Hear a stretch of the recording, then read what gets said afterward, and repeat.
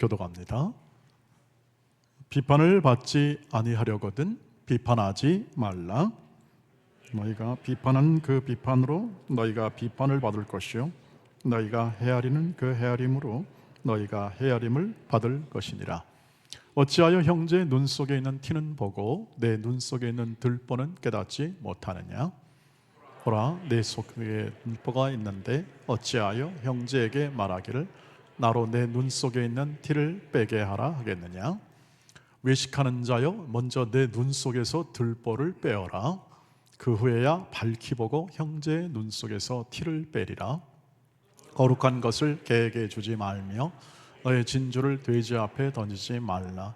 그들이 그것을 발로 밟고 돌이켜 너희를 찢어 상하게 할까 염려하라. 아멘. 네, 오늘은 비판하지 말라 이렇게 제목으로 설교 제목을 잡았습니다. 그 이유는 1절에 나온 것처럼 너희가 비판받지 않으려거든 비판하지 말라 하는 예수의 말씀을 근거로 삼아서 잡은 것입니다. 아마도 이렇게 이 말씀을 우리가 함께 비판하지 말라는 제목을 딱 보면 우리의 모든 삶 속에서 그냥 비판을 하지 말라는 거냐 하는 그러한 생각을 하게 될 수도 있지만, 그리고 또 예수를 믿는 사람들이 일반적으로 비판하는 것은 좀 우리의 좀 정서에 맞지 않는다 그런 생각도 있으리라 그렇게 생각합니다. 그리고 실제로 또 어떤 한 가르침 속에서는 절대로 비판하지 말라 그런 말도 있습니다. 전체적인 의미에서 하나님이 다 하시니까 그렇게 비판하지 말라고, 너희가 너의 할 일을 하라 이렇게 가르침도 있습니다. 아마 그런 여러 내용을 가지고 우리가 상상할 수 있고 마음을 이 말씀을 받아들일 수 있겠습니다만, 지금 오늘 우리가 하고 있는 하나님의 말씀에 의한 이 비판의 문제는 하나님의 백성답게 살아가고 예수께서 이 땅 속에서 우리를 향한 목적, 우리를 세워주시는 목적에 비추어 보아서 이 이야기를 해석을 해야 하나님의 의도가 분명하게, 비판하지 말라는 이 말의 의도가 우리의 삶 가운데 적용될 수가 있습니다. 왜냐하면 내 경험과 내 의식의 생각으로만 어떤 감정적으로만 이것을 해석을 해서 듣고 행하려고 하면은 필연적으로 그래서 예수께서 말씀하신 이런 어려움들에 부닥치게 마련입니다. 오늘 이 말씀을 보시면 근본적으로 너희가 비판을 받지 않으려거든 비판하지 말라 이렇게 서두를 출발을 하지요. 다시 말하면 너의 행동 속에서 이렇게 여기서 비판이라는 것은 정죄를 포함한 비판을 얘기합니다. 네가 나는 옳고 너는 틀렸다. 그러므로 내 주장대로 하고 그렇지 못하면 너는 도태되고 너는 루저가 된다 하는 그러한 공격적이고 지배적인 그러한 비판성을 얘기를 하고지요.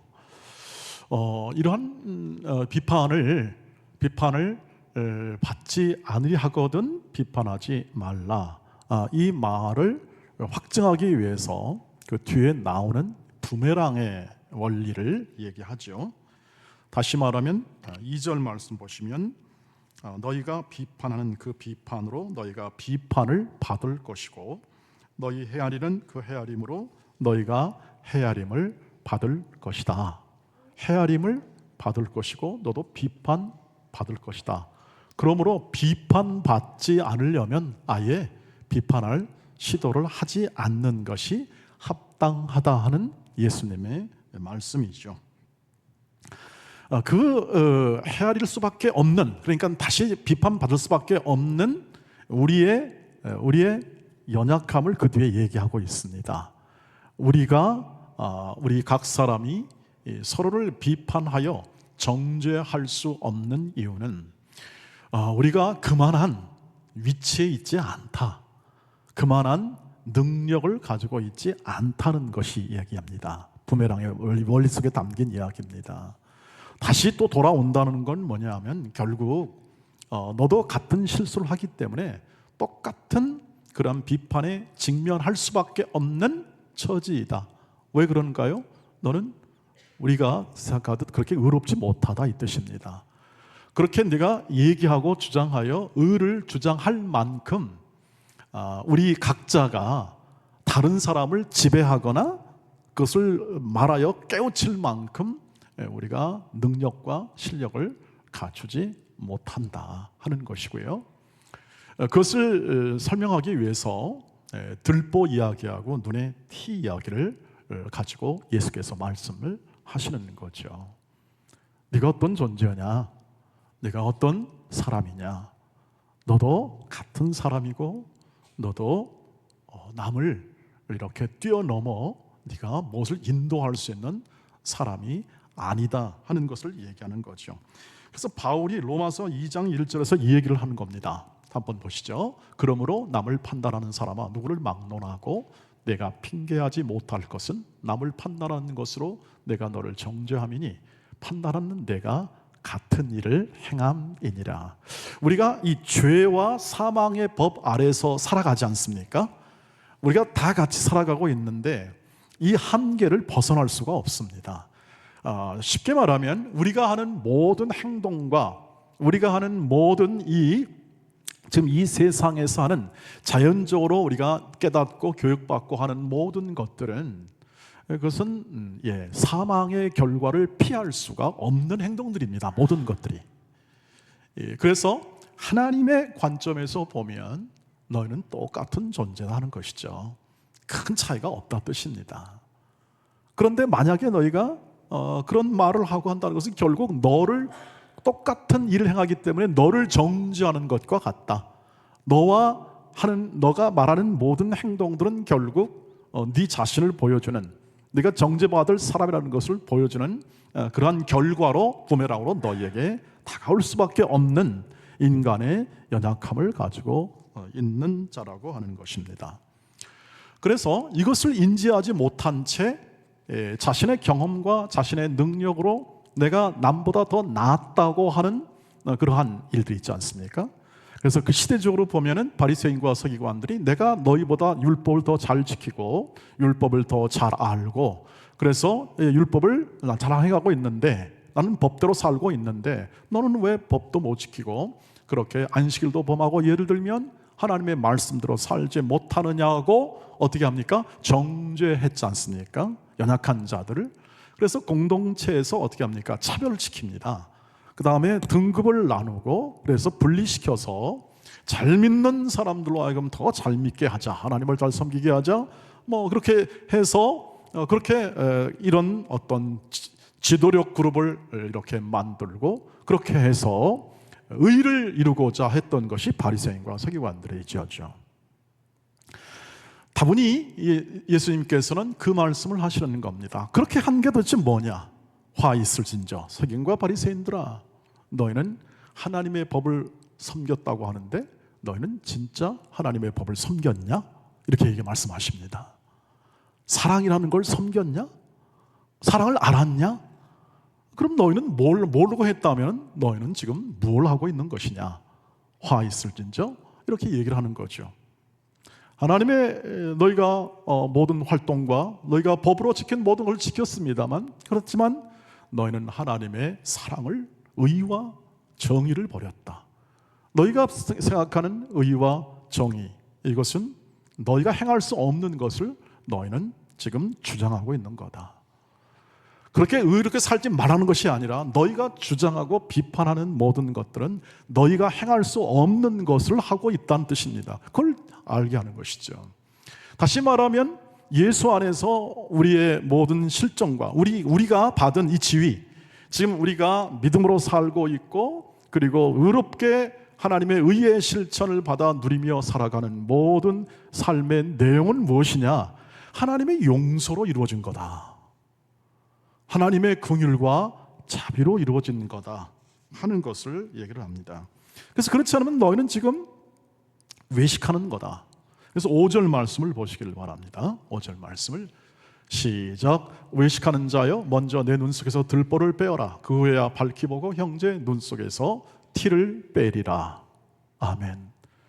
다분히 외식하는 자는 지금 앞에서 우리가 계속 이 산상수에서 보았습니다만 구제나 기도나 금식에 대하여 그것을 자랑으로 하고 그것을 개인의 죄인의 모든 명성과 그리고 삶을 이렇게 쌓아 올리는 용도로서 그것을 사용하거나 그런 삶을 살았던 이 바리새인과 서기관들에 대하여 그것보다 훨씬 더 나은 의의 삶, 의의 실천에 대하여 분명하게 이 말씀을 얘기를 하고 있는 것이죠. 그러니까 더 나은 의는 무엇인가 하는 거죠. 그건 비판하지 않는. 그러면 이 말씀을 통해서 너희의 모든 연약함을 알고 너희도 용서받은 자요, 너희도 하나님의 사랑으로서 여기까지 왔고 너희의 모든 일은 하나님의 긍휼로 된 것이지 너희가 행하는 비판으로 그 사람이 변화되거나 그 사람이 더 나아지는 것이 아니라는 것을 알고 비판하라. 이 얘기가 먼저 적용이 되어야 할 것입니다. 비판하지 말라는 것이 아니라 비판은 유용할 때가 많습니다. 그리고 정신을 차리게 하고 그리고 새롭게 뭔가를 만들어낼 때는 반드시 그것을 파악하고 이해하기 위해서는 당연히 비판을 가하고 혹은 또는 그런 비판적인 의견을 통해서 만들어내는 것이 우리의 제한된 지혜로 할 수 있는 방법 중에 하나가 틀림이 없습니다. 그러나 주께서 말씀하시기를 너희는 모든 것을 사랑으로 행하라. 사랑 가운데 하나님의 뜻을 행하라는 이 말씀의 전체 성경에 비추어서 보면 우리가 우리 자신이 연약하고 용서받은 자이며 우리가 긍휼로 된 것을 알지 못하고 하는 비판은 반드시 동일하게 이 모든 결과를 낳게 될 수밖에 없다는 것을 주님은 말씀하고 있는 겁니다. 그래서 우리가 어느 신분이고 우리가 지금 말하고 있는 우리가 어떤 존재냐 하는 것을 예수님께서 비유로 말씀했을 때 마태복음 18장 32절 35절 말씀을 보시길 바랍니다. 이 말씀을 보시면 우리가 어떤 처지로서 얘기해야 되는지를 나타내고 있죠. 같이 읽겠습니다. 시작. 이에 주인이 그를 불러다가 말하되 악한 종아 내가 빌기에 내가 내 빚을 전부 탕감하여 주었거늘 내가 너를 불쌍히 여김과 같이 너도 내 동료를 불쌍히 여김이 마땅하지 아니하냐 하고 주인이 노하여 그 빚을 다 갚도록 그를 옥졸들에게 넘기니라. 35절 너희가 각각 마음으로부터 형제를 용서하지 아니하면 나의 하늘 아버지께서도 너희에게 이와 같이 하시리라. 아멘. 무슨 얘기냐면 100억 빚진 자가 그 주인한테 탕감을 받았습니다. 탕감을 받고 기분 좋게 나오고 있는데 자기한테 10만 원 빚진 자가 눈앞에 들어오는 겁니다. 이놈아 내 돈 갚아라. 안 그러면 넌 경찰청에 들어가게 될 거다. 감옥소에 들어갈 거다. 이렇게 얘기를 하는 거죠. 비유입니다. 실화가 아니고 예수께서 말씀하시기를 결국 우리가 이렇게 어떤 판단을 받을 때에는 이렇게 될 거다 하는 그러한 전제하에 이 비유를 드는데 너는 100억의 탕감을 받은 용서를 받은 사람인데 어찌 너한테 10만 원 빚졌다고 그렇게 야박하게 그를 판단하고 정죄할 수 있겠느냐. 그러면서 말씀하신 게 뭐냐면 네가 마음으로 용서하지 못하면 하늘 아버지께서도 너를 용서하지 않을 거다. 너를 그냥 다 죽인다 이 뜻이 아니라 하나님의 마음을 헤아려 보아라 이 뜻이죠. 하나님의 마음은 그 마음이다. 너희가 그렇게 살기를 원하는 것이다 하는 것이죠. 용서라는 것이지 않습니까? 용서를 통하여 그 사람에게 긍휼을 베푸는 것이 마땅히 하나님의 자녀의 삶이고 하나님의 백성의 삶이다 하는 것이죠. 에이 그런 걸 누가 합니까? 우리 이익도 우리도 벌어먹기 살기 힘든데라고 이렇게 생각을 할 수 있지만 주님은 그래서 미리 말씀하잖아요. 자, 잘 봐라. 저 들에 있는 공중에 나는 새들 보아라. 누가 돌보더냐? 누가 사람이 뭘 했냐? 어떤 사람이 그걸 잘 이렇게 했냐? 그렇지 않다. 하나님이 돌보신다. 저들의 백합화를 바라보아라. 저들의 백합화도 잘 입히지 않냐? 먹고 입고 사는 문제, 너에게 생존의 문제뿐 아니라 너희의 생에는 하늘 아버지께 책임과 그리고 이 자녀들을 세워낼 영광을 담은 존재다. 미리 말씀합니다. 너희의 이것이 어떻게 이루어졌냐? 용서로 이루어진 거다. 이것이 가장 큰 가치이다. 하나님의 자녀로 산다는 것과 하나님의 백성으로 산다는 것은 그냥 이렇게 똑같이 우리가 대한민국 백성이라는 그런 개념으로 이해하면은 그건 믿음 생활을 제대로 할 수가 없다. 이것을 가지고 있습니다. 하나님이 자기의 아들을 아끼지 아니하시고 사랑하심으로 우리를 구원하시고 용서하심으로 우리를 구원하시고 우리에게 긍휼과 자비를 베풀므로 우리를 구원하신 그 구원의 가치는 그 어떤 것도 이 세상의 가치와 비교할 수가 없는 거다. 믿으십니까? 이것이 가치화되지 않으면 우리는 세상에 좋아 보이는 것과 먹는 것과 유행과 이것에 눈을 돌릴 수밖에 없는 것이죠. 자, 그렇다면 하늘 아버지의 이 용서하심이 뭔 뜻이냐? 너의 생애 속에 뭔 뜻이냐? 너도 자비로운 사람으로 살아가라. 너도 긍휼과 자비를 받은 대로 주의 사랑 안에서 살아가고 관대한 사람으로 살아가라 하는 얘기를 담고 있는 것이죠. 그러니까 중간에 좀 얘기가 있습니다만 결론적으로 이렇게 뒤집어 말하면 너는 비판하지 말라고 말씀하신 이 말씀의 근본 취지는 뭐냐면 너는 이 세상이 지금 바리새인과 서기관이 주도하는 이 세상 속에서 법과 원칙과 내용을 가지고 사랑 없이 살아가고 자비 없이 살아가는 모든 삶을 보다 따라가는 존재가 아니라 하나님의 자비하심과 의로우심과 그 인자하심이 너희의 삶의 모든 것에 행동하는 기초가 되게 하라. 이 내용을 담고 있는 거죠. 왜요? 하나님이 우리를 향한 목적이 있으니까 그렇습니다. 이 세상 살아가면서 하나님이 우리를 향한 목적은 분명합니다. 어떤 목적일까요? 5장 48절 말씀입니다. 5장 48절 말씀 이렇게 되죠. 그러므로 하늘에 계신 너희 아버지의 온전하심 같이 너희도 어떻게 하라고요? 온전하라고 하는 겁니다. 하나님이 이끄시면 이것입니다. 이게 말씀 앞에 우리가 예수님이 지금 계속 이 산상순 전체를 걸쳐서 의도하고 목적한 것은 이것입니다. 천국 백성은 결국 하나님을 닮아가는 인생을 추구해야 되는데 그것이 우리의 대전제 아니겠습니까?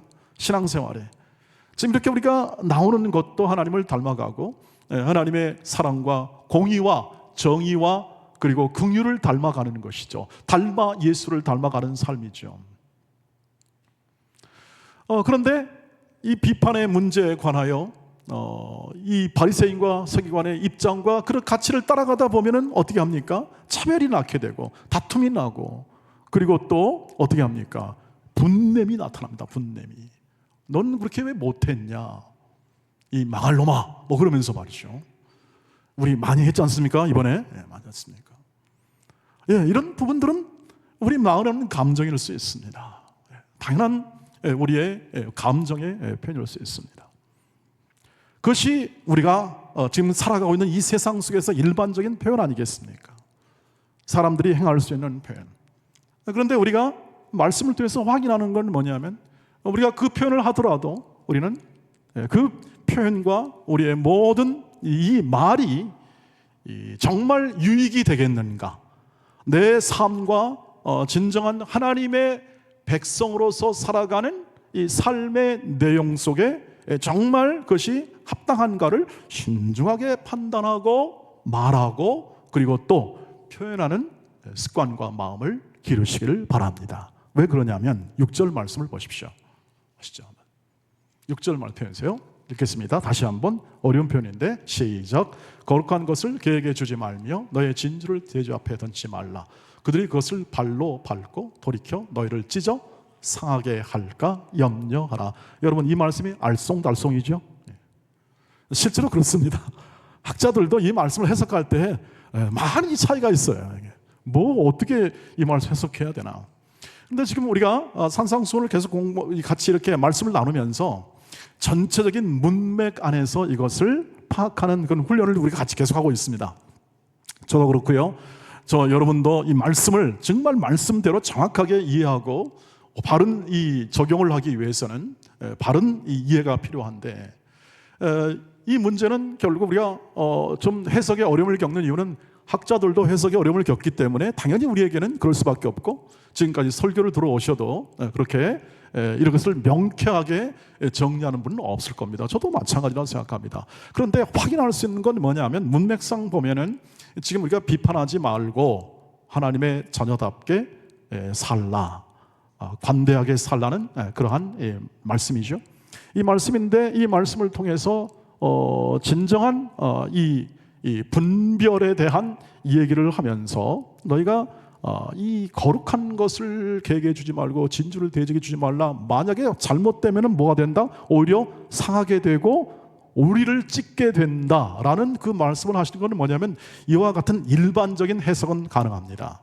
어떤 해석이냐면 이것입니다. 너희가 좋은 의도로, 좋은 생각으로 좋은 것을 준다 하여도 그것을 상대방이 제대로 받을 수 있겠냐를 생각해 보라, 이것입니다.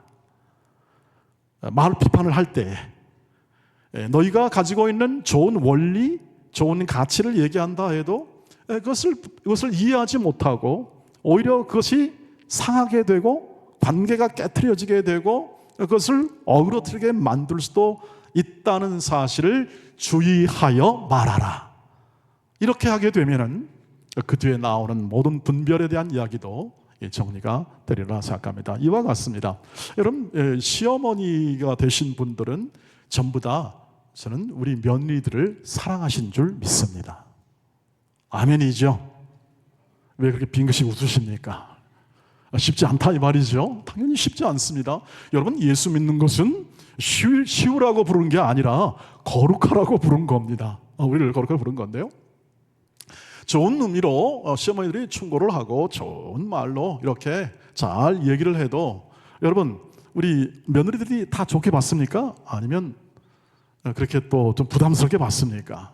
당연히 좋은 말도 또 좋은 그러한 충고도 이렇게 잘 안 받을 수도 있습니다. 그 사람의 상황과 여건 속에서 또는 조건 속에서 그것이 오히려 관계를 악화시킬 수도 있다.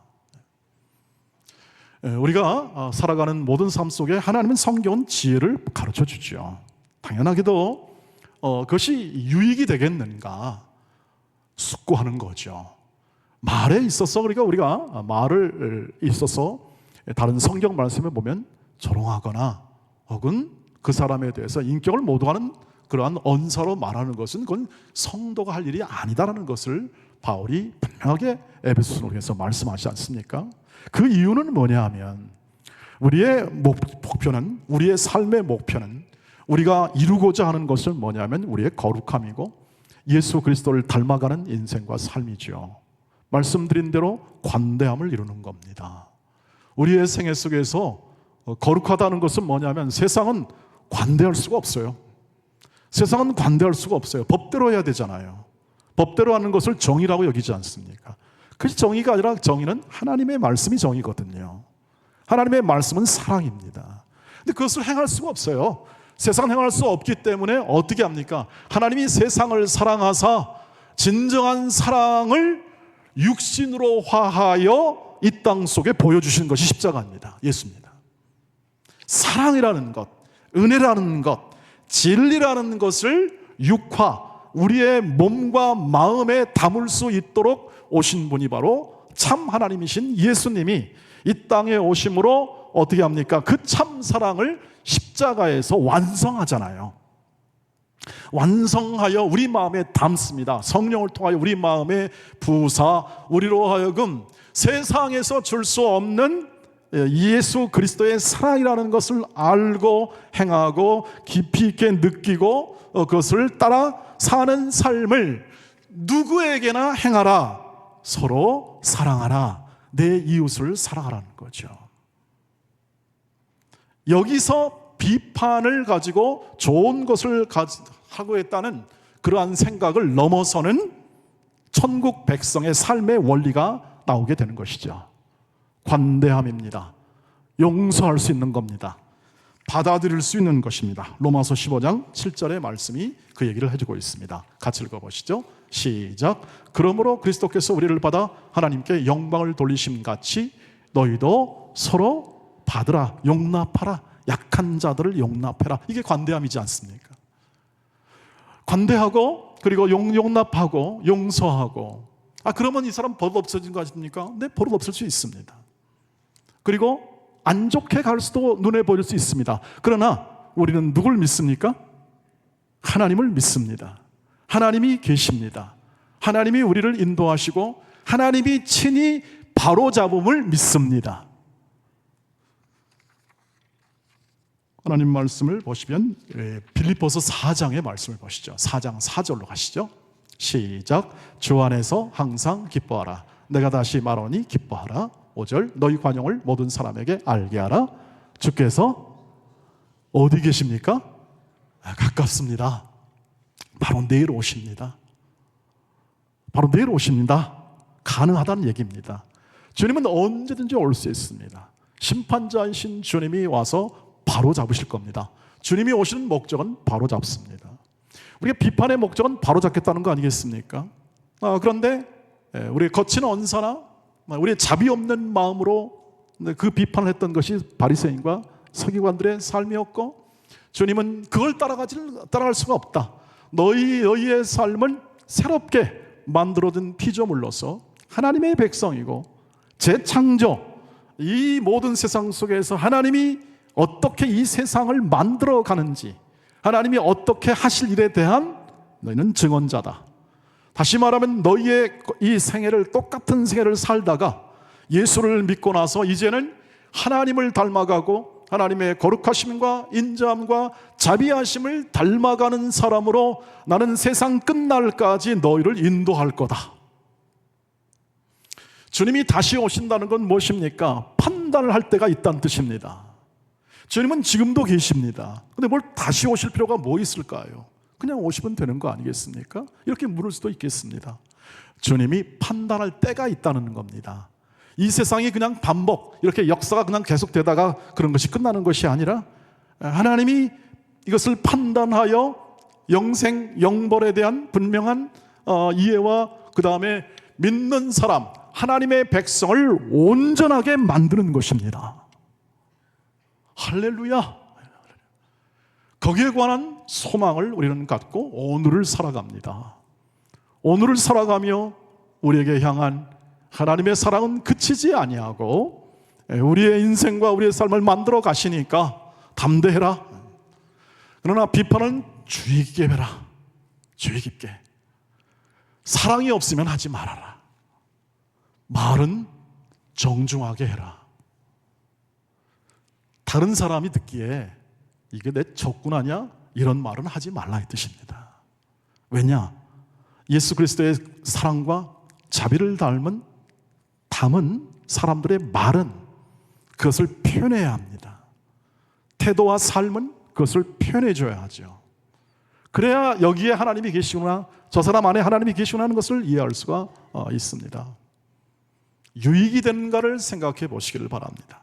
정말 유익이 된다면 목숨 내놓고까지 할 수 있던 것이 우리 믿음의 사람들의 증언이고 역사 아니겠습니까? 우리가 걸어가는 길 속에 자비하심과 관대함이 여러분의 삶의 특징이 되었으면 좋겠습니다. 하나님의 자비하심은 커서 이 땅의 모든 것을 다 품에 안으시고 다 이끌 만한 하나님의 능력과 크심이 있기에 오늘도 연약하지만, 우리는 또 실수하고 부족하지만 그 하나님의 자비하심을 닮아가는 삶의 내용으로 모든 사람을 대하는 것입니다. 모든 사람을 대하십시오. 적이 아니라 우리의 모든 여든 야든 우리나라 전국 백성이 전부 다 우리의 친구이며 우리는 하나님의 백성 아래서 우리는 하나님의 백성으로 살고 있고, 다른 모든 믿지 않는 자들은 하나님의 또 다른 통치를 받고 있는, 서로 사랑해야 할 존재로 마음에 담는 것이 이 관용을 나타내는 길입니다. 그리고 우리는 기도하지요. 그 기도 속에 하나님, 당신이 친히 이루어줄 줄 믿습니다. 우리는 좌절하지 않겠습니다. 반복되고, 자꾸 반복되잖아요. 퇴행하기도 하고 반복되나, 또 겪어왔던 것입니다.